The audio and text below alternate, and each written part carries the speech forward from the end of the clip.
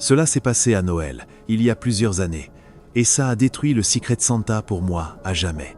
J'avais 24 ans à l'époque, et je travaillais dans un bureau de taille moyenne en ville. Rien de spécial. Des open space, des lumières fluorescentes, et le café de la salle de pause qui avait toujours un goût moyen. La seule chose qui semblait vraiment enthousiasmer les gens, c'était le Secret Santa annuel. Ça faisait à peine 1 an que j'étais là, alors je me suis inscrite surtout pour ne pas être celle qui ne participe pas.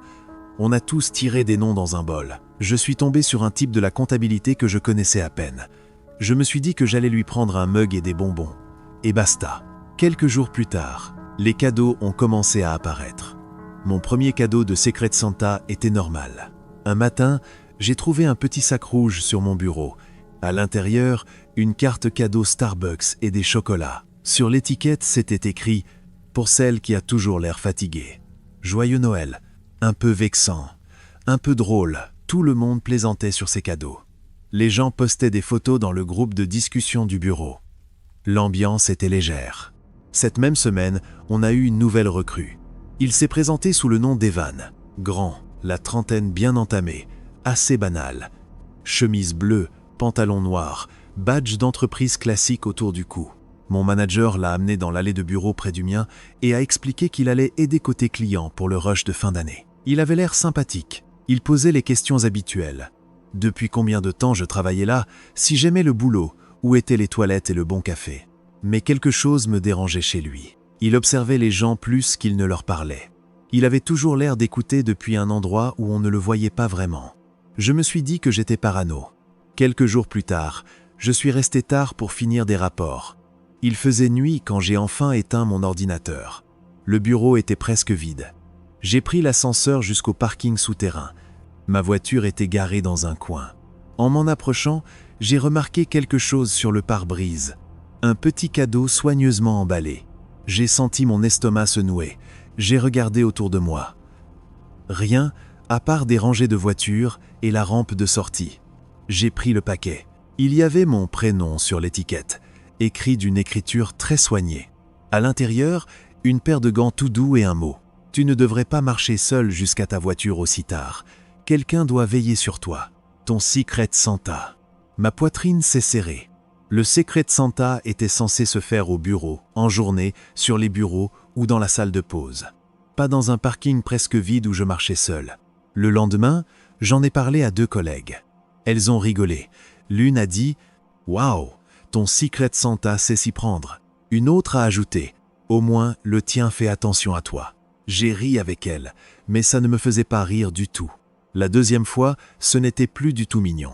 Une semaine avant Noël, je suis encore resté tard. Je m'étais juré de ne pas le faire, mais les deadlines de fin d'année s'en fichaient pas mal de mon malaise. Le parking était encore plus vide cette fois, quelques voitures éparpillées et les lumières semblaient plus faibles que d'habitude. En arrivant à ma voiture, rien sur le pare-brise. J'ai relâché un souffle que je ne savais même pas que je retenais. J'ai déverrouillé la porte et je suis monté. Et là, je l'ai vu. Un petit coffret rouge posé sur le siège passager. Je verrouille toujours ma voiture. Toujours. J'ai regardé autour de moi, le cœur affolé. Puis j'ai verrouillé les portes de l'intérieur, même si je savais que ça ne changerait rien. Mes mains tremblaient quand j'ai ouvert la boîte. Il n'y avait pas de cadeau, juste un mot plié en 2.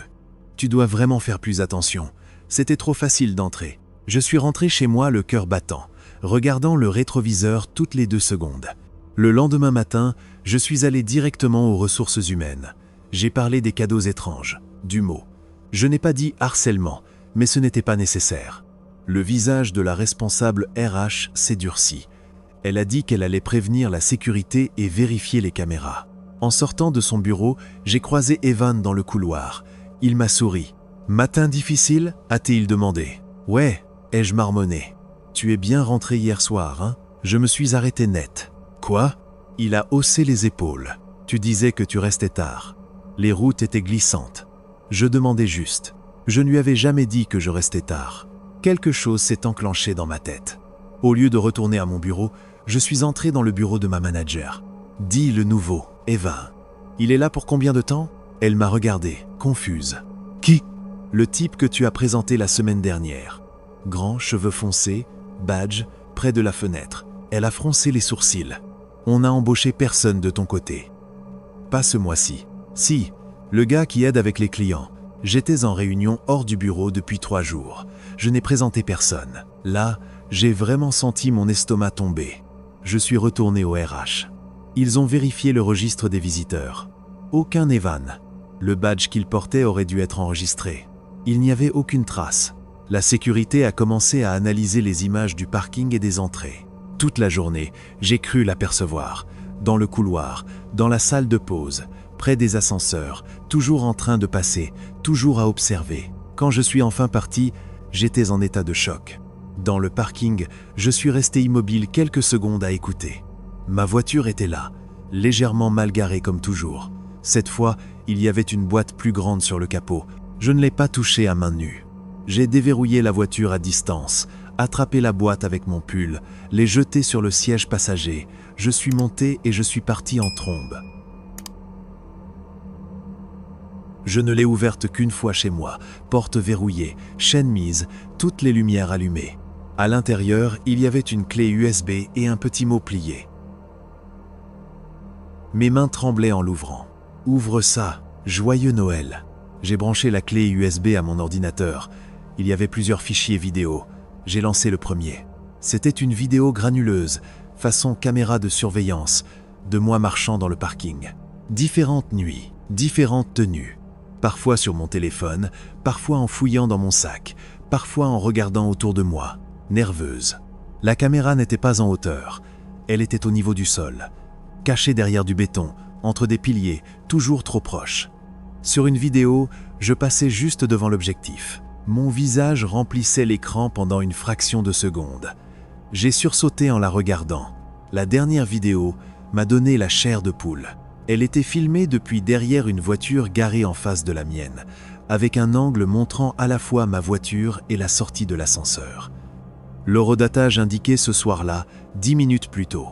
On voyait ma voiture seule.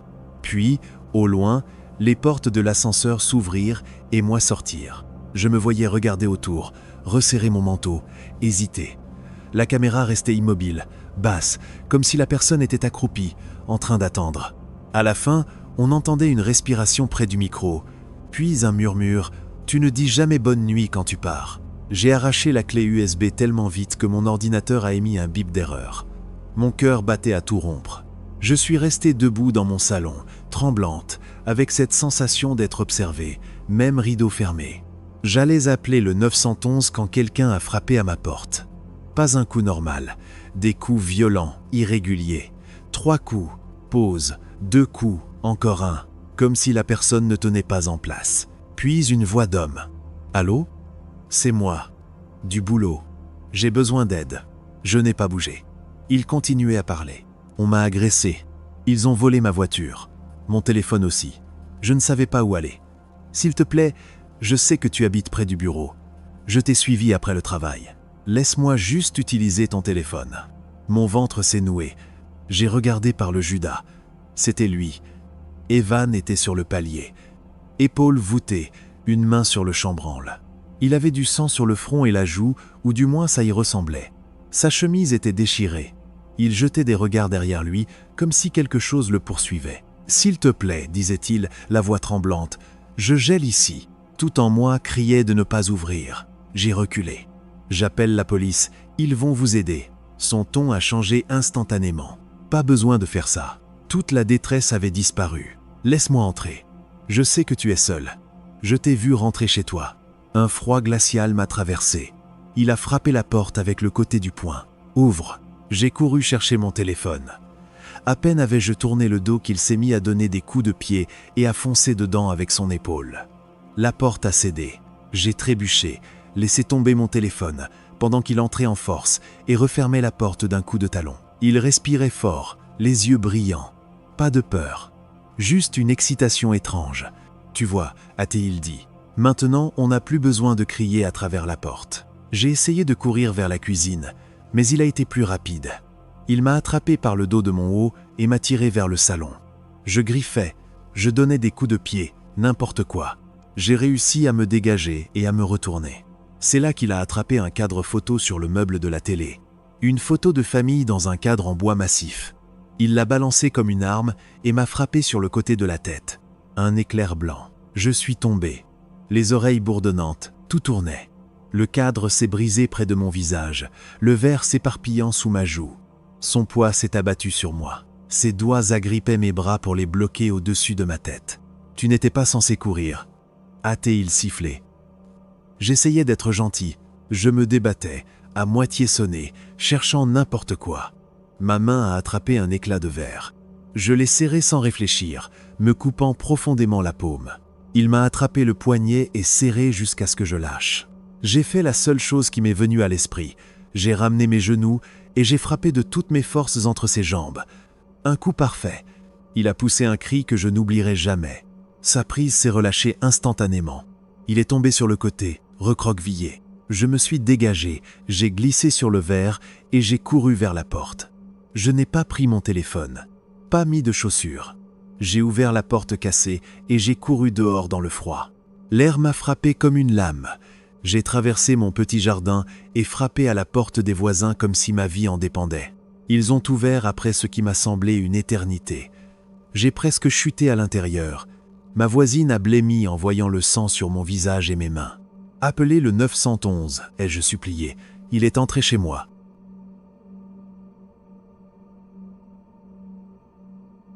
Quand la police est arrivée, il avait disparu. Ils ont fouillé l'appartement pièce par pièce. La porte était détruite, le cadre brisé, du sang au sol. La clé USB était toujours sur la table, l'ordinateur ouvert. Il est reparti comme il était venu, et ils ne l'ont jamais retrouvé. L'entreprise a renforcé la sécurité. Nouveau badge, nouvelle caméra, et plus de Secret Santa pendant un moment. Les RH pensent qu'il entrait en suivant les employés et en utilisant une carte clonée. J'ai pris quelques semaines de congé, puis j'ai fini par démissionner. Je ne pouvais plus traverser ce parking sans avoir l'impression que quelqu'un m'attendait derrière chaque pilier. Cette année, des gens me demandent si le Secret Santa du boulot me manque. Je souris et je dis que j'ai passé l'âge. Ce que je ne dis pas, c'est que chaque fois que je vois un petit paquet emballé, que je marche seul dans un parking, ou que quelqu'un frappe à ma porte après la tombée de la nuit, j'entends sa voix murmurer que je ne dis jamais bonne nuit. Et je repense à la proximité avec laquelle j'ai failli ne jamais revoir un autre Noël. Cela s'est passé la veille de Noël, il y a 2 ans, et depuis, je ne peux plus entendre quelqu'un frapper à une porte après la tombée de la nuit sans sentir mon estomac se nouer. Je venais de rentrer dans ma ville natale après avoir quitté l'appartement que je partageais avec mon ex. Mes parents étaient partis en Floride passer Noël avec ma sœur et ses enfants, et je m'étais proposé de rester pour surveiller la maison, arroser les plantes et m'assurer que les tuyaux ne gèlent pas. C'est une rue de banlieue très calme, où chaque maison a les mêmes cannes de bonbons en plastique le long de l'allée, les mêmes rennes lumineux sur la pelouse et la même couronne accrochée à la porte. Mes parents font toujours les choses en grand. Les buissons de devant étaient entourés de guirlandes. Un panneau Merry Christmas brillait à la fenêtre, et à l'intérieur, on se serait cru sur un plateau de film Hallmark. Le sapin dans le coin, les chaussettes sur la cheminée, une bougie à la cannelle allumée sur la table basse. Tout semblait chaleureux et rassurant. Ce soir-là, j'ai fait ce que je fais toujours quand je suis seul pendant les fêtes. J'ai essayé de faire comme si ça ne me dérangeait pas. Je me suis préparé une pizza surgelée, je me suis servi 2 verres de vin et j'ai lancé un marathon de films de Noël. J'ai passé un moment en FaceTime avec mes parents, tenant le téléphone devant le sapin pour que ma mère puisse admirer les décorations. Puis ils sont retournés dans leur location bien chaude en Floride et moi dans le silence de notre salon, sous le froid du Michigan. Vers 21h30, il s'est mis à neiger régulièrement. La rue était complètement déserte. Pas de voiture, pas d'enfants dehors. Juste ce silence étouffé qu'on n'entend que pendant une chute de neige. C'est là que mon téléphone a vibré. Un message. Colis livré. Indiquait la notification. J'ai froncé les sourcils, parce que je n'avais rien commandé. J'ai ouvert le message. Une photo floue prise de nuit, montrant un Porsche. Le Porsche de mes parents. Je n'avais pas entendu la sonnette, mais les livreurs ne sonnent pas toujours. Alors j'ai haussé les épaules, enfilé mes chaussons, et je suis allé dans l'entrée. J'ai allumé la lumière du Porsche et regardé par le Judas. Il n'y avait pas de colis. Juste un homme. Il se tenait sur le Porsche, légèrement de biais par rapport à la porte, la tête baissée, les épaules saupoudrées de neige. Il ne portait pas d'uniforme, seulement des vêtements sombres et des bottes de travail. Une main gantée était dans sa poche. L'autre tenait un téléphone dont l'écran bleu éclairait sa barbe. Dès que j'ai regardé, il s'est retourné, comme s'il l'avait senti. Il a souri et s'est rapproché de la porte. J'ai reculé instinctivement, même si une porte solide nous séparait encore. La sonnette a retenti. Il a appuyé dessus 3 ou 4 fois d'affilée. Je peux vous aider ?» ai-je lancé à travers la porte. « Ouais, un colis pour... J'ai entendu du papier froissé. Pour Miller ? C'est bien cette adresse, non ? Il a dû être livré à la mauvaise maison. J'ai juste besoin d'une signature. Miller est le nom de famille de mes parents. Je ne le lui avais jamais dit. Ce n'est pas grave, ai-je répondu. Vous pouvez le laisser. Il a ri doucement. Ce n'était pas le rire d'un livreur, si ça a du sens. C'était un rire agacé. Allez, c'est de l'alcool. J'ai besoin d'une signature. Vous ne voulez pas que ça reparte à l'entrepôt, croyez-moi. La façon dont il a dit « entrepôt » m'a donné la chair de poule. Pas de nom de société, pas de tablette, pas de colis bien visible. Ça ira, ai-je dit en essayant de garder une voix stable. Vous vous êtes trompé de maison. Son ton a changé. Pas agressif. Plus plat. D'accord. Joyeux Noël, alors. J'ai entendu ses pas s'éloigner dans l'escalier du porche. J'ai attendu une 30aine de secondes, puis j'ai regardé à nouveau par le Judas. Il était toujours là. Plus sur le porche, mais dans le jardin, à côté de notre petit renne lumineux. Il tournait le dos à la maison, la tête orientée vers la rue, comme s'il observait ou attendait quelque chose. La lumière du porche n'éclairait qu'une partie de son visage, mais je voyais assez pour comprendre qu'il ne regardait pas les décorations. Il observait les maisons, celles qui étaient dans le noir, celles qui étaient éclairées. Sur le moment, je ne savais pas exactement pourquoi, mais ça m'a paru très étrange. Je me suis éloigné de la porte. Pendant quelques secondes, j'ai envisagé d'appeler la police sur la ligne non urgente, puis je me suis dit que ça ferait ridicule. Un type qui traîne dehors, ça ne sonne pas très grave quand on l'explique. Je me suis convaincu que c'était juste un coursier louche. J'ai éteint la lumière de l'entrée et je suis retourné sur le canapé. Le film continuait, mais je ne le regardais plus vraiment. De temps en temps, je baissais le son pour écouter. Rien d'anormal. Vers 23h, je me suis dit que je m'étais suffisamment monté la tête. J'ai fait un rapide tour de la maison. La baie vitrée à l'arrière, la porte du garage, les fenêtres. Tout était verrouillé. J'ai éteint les lumières du rez-de-chaussée, en laissant seulement le sapin allumé, puis je suis monté dans la chambre d'amis où je dormais. Allongé dans le lit, à faire défiler mon téléphone, j'ai fini par me convaincre que j'avais exagéré. Les gens restent parfois dehors. Tout le monde n'est pas un tueur en série juste parce que sa veste n'a pas de logo. Je me suis finalement assoupi. Je ne sais pas combien de temps j'ai dormi quand un bruit m'a réveillé. Au début, mon cerveau à moitié endormi a essayé de le rationaliser, comme quelque chose de métallique qui frappait légèrement du verre, lointain, sourd, mais à l'intérieur de la maison. J'ai retenu mon souffle. La maison a craqué, le chauffage s'est enclenché, plus rien. J'ai regardé mon téléphone, il était environ 1h43. Je me suis dit que c'était juste le chauffage ou de la glace qui bougeait sur le toit. Je me suis retourné et j'ai fermé les yeux. Puis je l'ai entendu à nouveau, cette fois accompagné d'un grattement. Là, c'était clair, ça venait d'en bas, et c'était proche. Toute la somnolence a disparu d'un coup. Je me suis redressé, tous mes sens en alerte. Je voyais la lueur du sapin remonter l'escalier sous ma porte, preuve que le salon était encore éclairé. J'ai posé les pieds au sol et je me suis levé aussi silencieusement que possible, avançant en chaussettes jusqu'à la porte. J'ai collé mon oreille contre le bois. Pendant quelques secondes, rien. Puis très distinctement, le bruit indéniable de la baie vitrée arrière qu'on secoue. Les stores verticaux ont cliqueté doucement. Puis un coup sourd, maîtrisé, comme si quelqu'un testait la serrure depuis l'extérieur. Mon cœur s'est emballé de cette manière écœurante, comme s'il battait dans ma gorge. Tous mes instincts hurlaient de ne pas descendre, alors je ne l'ai pas fait. J'ai reculé, attrapé mon téléphone sur la table de nuit et composé le 911, les mains tremblantes. L'opératrice a répondu et j'ai fait de mon mieux pour parler à voix basse. Quelqu'un essaie d'entrer chez moi. Ai-je murmuré. Par la porte arrière. Je suis à l'étage. Elle m'a demandé mon adresse, mon nom, si j'étais seul. Je lui ai répondu. Je l'entendais taper sur son clavier, sa voix calme. Restez en ligne avec moi, d'accord ? Des agents sont en route. En bas, les secousses se sont arrêtées. Pendant quelques secondes, le silence a été pire. Puis un nouveau bruit, un choc sourd, comme une épaule contre la porte. Une fois, 2 fois, puis un bruit métallique. Des outils, ai-je pensé. « Monsieur, êtes-vous dans une pièce verrouillée ?» a demandé l'opératrice. « Oui, chambre à l'étage, porte verrouillée. Très bien, restez là, ne le confrontez pas. » Un autre coup violent a résonné dans la maison, suivi d'un bruit de craquement horrible. Du bois ou du plastique, je ne savais pas. Mais le son suivant, je l'ai reconnu instantanément, le souffle caoutchouteux de la baie vitrée qui s'ouvre. La maison est devenue étrangement immobile après ça. Le chauffage s'est arrêté. Je n'entendais plus que la voix de l'opératrice et ma propre respiration. Puis, enfin, des pas.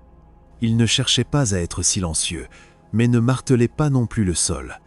Ils ont traversé le carrelage de la cuisine, puis le parquet de la salle à manger. Chaque pas devenait plus net à mesure qu'ils se rapprochaient du salon. Je pouvais l'imaginer. Le type du porche, debout devant le sapin lumineux, regardant les cadeaux en dessous, les photos de famille sur le mur, levant les yeux vers l'escalier. « J'entendais pas à l'intérieur », ai-je chuchoté. « Ils arrivent presque », a répondu l'opératrice.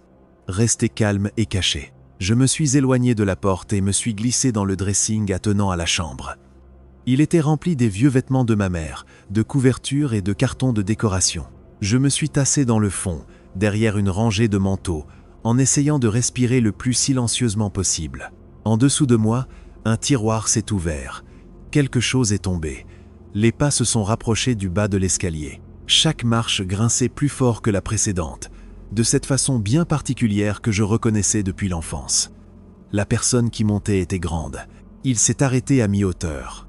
Un instant, j'ai cru qu'il écoutait. L'écran de mon téléphone brillait faiblement dans ma main. Je l'ai retourné face contre terre et j'ai retenu mon souffle. Les pas ont repris, plus proches. Puis ce léger changement d'écho qui m'a indiqué qu'il avait atteint le haut de l'escalier et tourné dans le couloir, juste devant la porte de la chambre. La poignée a bougé. 1 fois, 2 fois, puis un petit rire étouffé. « Sérieusement ?» a murmuré une voix d'homme, comme s'il se parlait à lui-même. La poignée a tremblé plus fort, puis un coup sec quand il a lancé son épaule contre la porte. Le couloir a vibré. J'ai cru qu'elle allait céder. J'ai sursauté et failli lâcher mon téléphone. « Monsieur ?» a murmuré l'opératrice. « Il est à votre porte ?»« Oui », ai-je répondu presque sans voix. « Les agents sont tout proches. Vous faites très bien. Restez où vous êtes. » Un autre coup. La porte a grincé. Une charnière a fait un petit bruit sec. Ça ne tiendrait pas éternellement. À cet instant précis, j'ai réellement pensé que j'allais devoir me battre. J'ai regardé autour de moi dans le placard sombre. Rien qui puisse servir d'arme, à part peu, être la tringle métallique, mais elle était solidement fixée. Mon regard s'est posé sur une lourde botte de neige posée au sol, et mon cerveau a eu la brillante idée de la lui jeter dessus. J'ai failli rire sous l'effet de l'adrénaline. L'homme s'est arrêté entre 2 coups. Je l'entendais respirer de l'autre côté de la porte. Nous étions à peu, être 2 mètres l'un de l'autre, séparés par quelques centimètres de bois. Puis, d'abord très loin, j'ai entendu un son, des sirènes. Lui aussi les a entendus. Il a lâché un juron étouffé, puis des pas précipités dans le couloir, dévalant l'escalier, et le claquement de la baie vitrée. Des sirènes, ai-je murmuré. « Oui, c'est eux », a confirmé l'opératrice. « Ils sont dehors. Restez où vous êtes, jusqu'à ce qu'un agent vous dise que vous pouvez sortir. » J'ai entendu plusieurs voix à l'extérieur, puis des coups frappés à la porte d'entrée. « Police, si quelqu'un est à l'intérieur, annoncez-vous. » Je suis enfin sorti du placard, les jambes tremblant tellement que j'ai dû m'appuyer sur la commode. J'ai ouvert la porte de la chambre avec précaution. Elle s'est coincée à mi-chemin. Le cadre était fendu là où l'homme avait frappé, mais l'ouverture était suffisante pour passer. Je me suis avancé jusqu'en haut de l'escalier, les mains en l'air. Je suis à l'étage. J'habite ici. 2 policiers sont apparus dans le salon. Armes sorties, lampes balayant la pièce. Ils les ont rangées en voyant que j'étais seul. En bas, le salon semblait étrangement profané. Le sapin brillait toujours paisiblement, mais la baie vitrée à l'arrière était entr'ouverte, laissant entrer l'air glacé. La serrure avait été arrachée net. Le cadre était éclaté.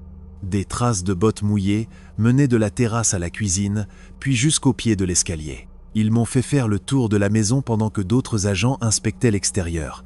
Rien ne semblait manquer. Mon ordinateur était toujours sur la table basse, la télévision accrochée au mur, mon portefeuille à l'étage. Mais dans la cuisine, un tiroir était resté ouvert. C'est là que mon père range les couteaux.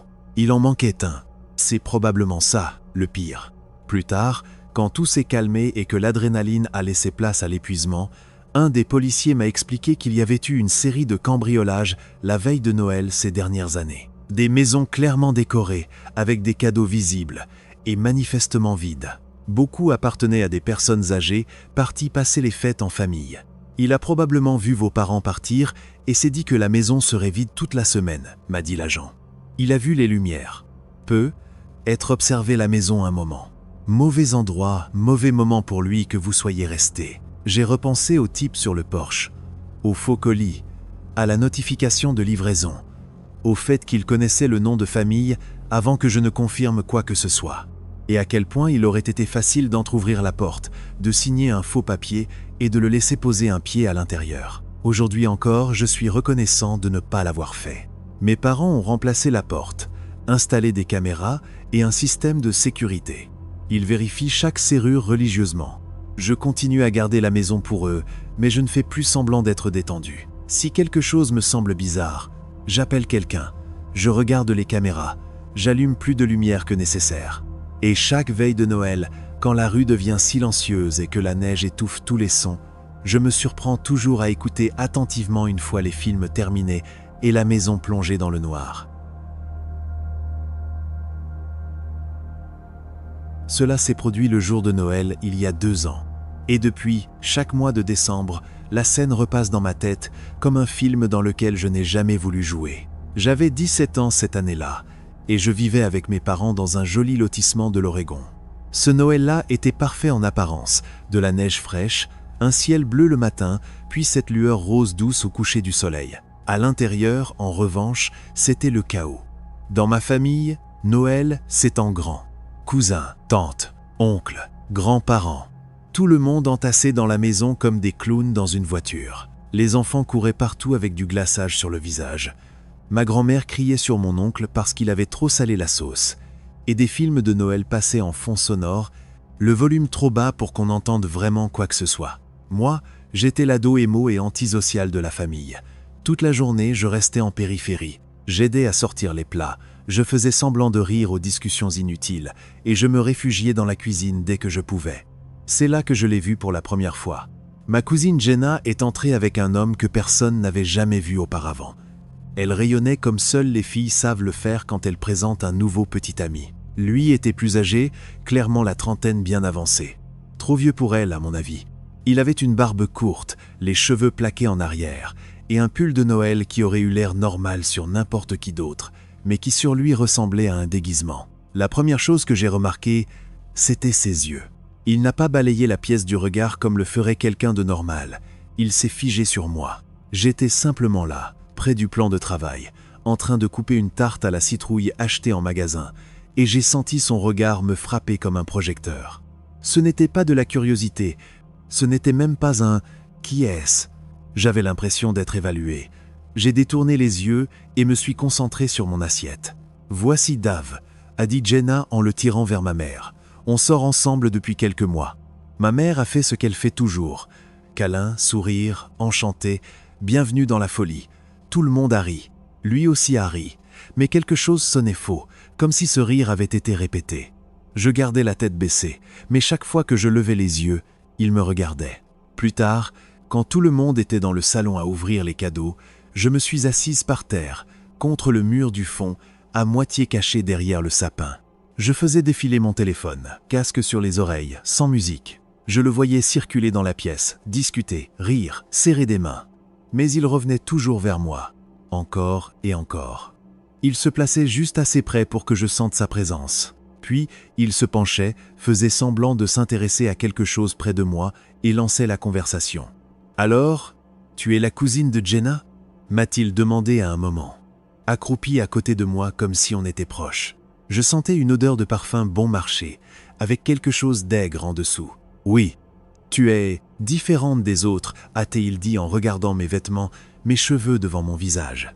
Dans le bon sens. J'aime bien ton style. C'est là que j'ai su qu'il était malsain.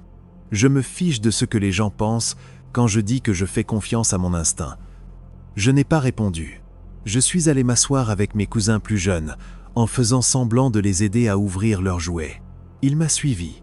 À chaque fois que je changeais d'endroit cuisine, couloir, salle à manger, il apparaissait quelques minutes plus tard. Il essayait de plaisanter, m'appelait mystérieuse, disait d'autres choses gênantes, me demandait si j'avais un copain, quel genre de musique j'aimais, si je sortais en cachette la nuit. Des questions qui pourraient paraître normales venant de quelqu'un de mon âge, mais qui étaient complètement déplacées venant d'un homme approchant les 40 ans. Le point de rupture est arrivé au moment du dessert. J'étais seul dans le couloir, en train d'enlever du ruban adhésif collé à mes doigts à cause du papier cadeau. Il s'est placé devant moi, bloquant le passage, et a souri. « Tu vas causer des problèmes quand tu seras plus grande », a-t-il dit, sans me quitter des yeux, si ce n'est pas déjà le cas. Mon estomac s'est noué. Mon esprit hurlait « C'est quoi ce bordel ?»« Je suis déjà grande », ai-je répondu. « Et ça ne m'intéresse pas. » Il a ri doucement et s'est penché un peu plus près. « Je n'ai pas dit que tu devais être intéressé pour t'amuser. » C'est là que je suis sorti de mon mode habituel, ignorer et encaisser. « Si tu ne recules pas, ai-je dit en le regardant droit dans les yeux, je dis à mes parents que tu me harcèles. » Pendant une seconde, son sourire a disparu. Ses yeux ont changé. On aurait dit qu'il était en colère que je l'ai dit à voix haute. Puis il a ricané et a reculé. « Détends-toi. Je plaisante. Ne sois pas si sérieuse. » Après ça, il m'a surtout laissé tranquille. Il me regardait encore parfois, mais il ne m'a plus coincé. Je me suis convaincu de ne pas en faire toute une histoire. Ma cousine avait l'air heureuse, les adultes riaient, les enfants jouaient avec leurs nouveaux jouets. Je n'ai rien dit à mes parents. Il était tard, tout le monde était fatigué, et je ne voulais pas déclencher une guerre familiale le soir de Noël. J'ai balayé ça comme je le fais toujours. Les gens ont commencé à partir vers 20 et 1 heure. Des embrassades, des conduisez prudemment, des à l'année prochaine. J'observais depuis l'escalier quand Jenna et Dave sont sortis. Il a levé les yeux, a croisé mon regard et m'a fait un petit signe de la main à 2 doigts. J'ai fait semblant de ne pas le voir. Vers 22h30, la maison était silencieuse. Mes parents nettoyaient la cuisine et je suis monté dans ma chambre. La neige tombait encore, épaisse et lente. J'étais juste soulagé que tout soit terminé. Je me suis tourné vers la rue. La vue ressemblait honnêtement à une scène de film. J'ai mis mon casque, lancé du 3 Days Grace, et me suis affalé sur mon lit avec un livre que je n'allais probablement pas lire. J'ai monté le son pour faire taire les derniers échos de la journée. C'est pour ça que je n'ai pas été sûr, au début, d'avoir vraiment entendu quelque chose. Un léger tapotement contre la vitre, juste derrière ma tête. J'ai mis la musique en pause. Mon cœur s'est accéléré, mais je me suis dit que c'était sûrement une branche ou le vent. J'ai relancé la musique. 5 minutes plus tard, j'ai entendu à nouveau le bruit. Un peu plus fort. Je me suis redressé. Mon lit est collé à la fenêtre. Le verre sert presque de tête de lit. Je me suis retourné. La vitre était couverte de buée à cause du contraste entre l'air chaud à l'intérieur et le froid glacial dehors. Je ne voyais rien, à part la lueur floue d'un lampadaire. Je me suis répété que ce n'était rien, même si je savais très bien que les maisons ne frappent pas 3 fois de suite. J'avais peur, profondément, mais je voulais tellement croire que je surréagissais que j'ai fini par m'en convaincre. Je me suis levé et me suis approché. J'ai essuyé un cercle dans la condensation avec la manche de mon sweat. D'abord, je n'ai vu que la rue enneigée, les trottoirs, les maisons d'en face, presque toutes les lumières éteintes. Puis je l'ai vu, une silhouette sur le trottoir, un peu plus loin dans la rue. Veste sombre, jean, posture légèrement voûtée, comme s'il était là depuis un moment. Il faisait face à ma maison, sa tête était levée vers ma fenêtre. Même à cette distance, même dans l'obscurité, j'ai reconnu la silhouette. Dave. J'ai retiré ma main de la vitre comme si elle brûlait et j'ai reculé en trébuchant. Mon cœur battait si fort que j'avais l'impression qu'il allait exploser. J'ai attrapé les stores et les étirés d'un coup, puis j'ai éteint ma lampe, plongeant la pièce dans le noir. Je suis resté là un moment, collé au mur, à écouter. J'ai envisagé d'aller réveiller mes parents immédiatement, mais une part stupide de moi murmurait « Et si tu exagérais ? Et si ce n'était même pas lui ?» L'idée de dire « Le type bizarre de tout à l'heure est dans la rue devant ma fenêtre » me semblait folle. Alors j'ai observé. Pendant 20 ou 30 minutes, j'ai soulevé une lame du store pour regarder dehors. La plupart du temps, je ne voyais que la neige. Parfois, je croyais voir un mouvement, mais c'était sans doute juste les flocons. Finalement, le trottoir semblait vide. La panique est retombée. Je me suis dit qu'il était parti, que c'était dans ma tête, ou juste un voisin promenant son chien plus tôt. Je suis retourné sur mon lit, j'ai rallumé la lampe et essayé de lire. Le casque autour du cou, sans musique cette fois. Il devait être presque minuit quand c'est arrivé. Un coup violent contre la vitre, juste au-dessus de ma tête. Le verre a tremblé et j'ai hurlé sans réfléchir. Ce n'était plus un tapotement. C'étaient les 2 mains frappant la vitre. « Hé !» a lancé une voix étouffée, beaucoup trop proche. « Ouvre !» Je me suis jeté hors du lit, les jambes flageolantes, et j'ai foncé vers la porte. Je n'ai pas regardé. Je ne voulais pas voir son visage collé à la vitre. Je tremblais de tout mon corps en ouvrant ma porte à la volée et en courant dans le couloir. « Papa !» ai-je crié, la voix brisée. Quelqu'un est à ma fenêtre. Mon père est sorti de sa chambre en même temps que ma mère. Tous les 2 à moitié endormis. À mon expression, ils ont compris que ce n'était pas une blague. Mon père n'a posé qu'une question. « Où ?» J'ai pointé ma chambre. « Reste avec ta mère », a-t-il dit en descendant déjà l'escalier. Je l'ai vu ouvrir le coffre à armes dans le placard du couloir, taper le code avec des doigts tremblants, saisir son arme et une lampe torche. Il n'a même pas pris de manteau. Juste son pantalon de pyjama et un t-shirt. Il est sorti par l'arrière, sans doute pour surprendre l'intrus. Ma mère appelait le 911, les mains tremblantes. Je regardais par la fenêtre de l'étage donnant sur le jardin. Tout était blanc, sombre et silencieux. Puis le faisceau de la lampe de mon père a balayé la cour. Il s'est arrêté sur une silhouette à quelques mètres de ma fenêtre. Dave, debout, sans bonnet ni gants, sa respiration visible dans l'air froid. Quand la lumière l'a frappé, il a plissé les yeux et levé une main, comme si la lumière l'agaçait plus que le fait d'être découvert. « Qu'est-ce que tu fous ici ?» a crié mon père. Même à travers le verre, j'ai entendu sa réponse. « Désolé mec » a-t-il dit, comme s'il avait perdu ses clés. Je devais lui parler. À ma fille, à minuit, à sa fenêtre. Dave a ri doucement. Le même faux rire. Elle est spéciale. Je l'aime. Je veux l'épouser. Vous pouvez signer, non ? Le consentement parental, c'est tout ce qu'il faut. Ma mère a porté la main à sa bouche. Mon père a explosé. À terre. Espèce de malade. Maintenant, Dave a secoué la tête, comme si mon père était déraisonnable. Vous ne comprenez pas. Elle comprend. Mon père s'est jeté sur lui. La lampe a vacillé tandis qu'il tombait dans la neige. J'ai entendu des grognements, le bruit sourd des corps contre le sol gelé. Puis la lumière s'est stabilisée. Mon père était au-dessus de lui plaquant les bras dans le dos avec son genou. « Appelez la police !» a-t-il crié, même si c'était déjà fait. Les minutes suivantes ont semblé durer une éternité. Mon père ne l'a pas lâché, lui ordonnant de se taire chaque fois qu'il parlait.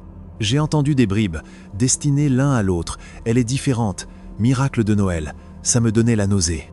Quand la police est arrivée, gyrophares bleus et rouges reflétés sur la neige, mes jambes ont failli céder de soulagement. 2 agents ont couru dans le jardin. Mon père s'est écarté lentement, les mains levées. Ils ont menotté Dave, fouillé ses poches. Depuis la fenêtre, j'ai vu ce qu'il posait sur le capot de la voiture. De petits sachets en plastique, des préservatifs, plusieurs couteaux et une pile de cartes d'identité avec des noms et des photos différents. Un des policiers m'a vu regarder et m'a fait un signe de tête grave. Celui qui dit « Tu as bien fait ». Dave a été expulsé de notre propriété et emmené cette nuit-là. Nous avons fait des déclarations jusqu'à presque 3 heures du matin. Plus tard, j'ai entendu parler de méthamphétamine, de fausses identités, de mandats. Je n'ai jamais su exactement ce qu'il est devenu. Ce que je sais, c'est que s'il avait attendu que mes parents dorment, si j'avais ouvert la fenêtre ne serait-ce qu'1 centimètre, si j'avais continué à douter de moi au lieu de crier et de courir chercher mon père, cette histoire aurait pu se terminer tout autrement. Et oui, pour ceux qui se posent la question, ma cousine a rompu avec lui immédiatement et a coupé tout contact.